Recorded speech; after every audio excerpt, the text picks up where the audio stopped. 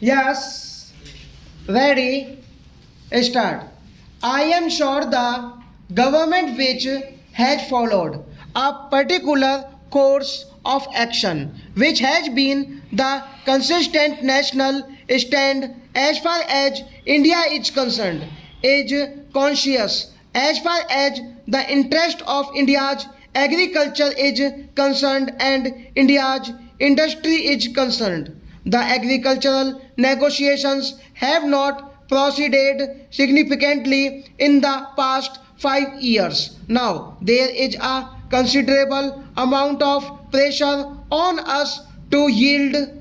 The Indian position, in short, has been that unless our agricultural farmer is really a sustenance farmer, he cannot compete with the subsidized farming as far as the United States is concerned, the European Union is concerned, and the other subsidizing nations are concerned. We must bear in mind that as far as these areas are concerned, nowhere in the world foreign policy and trade policy necessarily go together.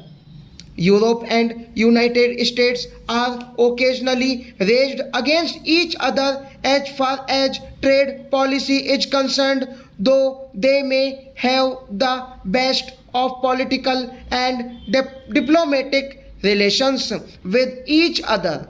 Because ours is a sustenance farmer, he cannot compete this huge amount of subsidies that the developed countries give, which must come down.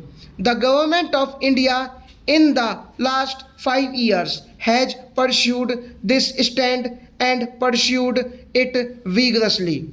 India is being blamed by the developed countries for not allowing the deal to go in through. On the contrary, we are being told that you reduce your tariffs so that the subsidized agriculture can come and invade the Indian market. Even if it did not invade the Indian market, it will at least prevent our surplus from going into the global market, compelling our agricultural produce to be dumped in our own market and depress our prices.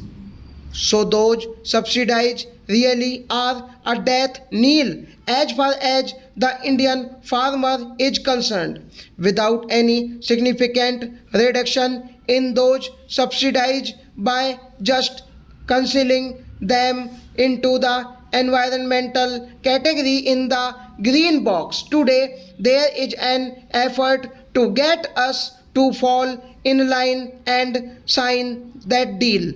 I wish to caution this government that this is one area where the government would not yield and stand by what our conventional Indian position is. The climate change negotiations are currently on. There also the effort is that the developed countries have already had and tasted the fruits of development. They have a huge amount of industrialized growth and therefore their emissions or what pollutes the environment is far higher than us. Now the entire effort is to trade in that pollution and ask the developing or the weaker countries to buy it because our emissions are reasonably low from latest scam order stop.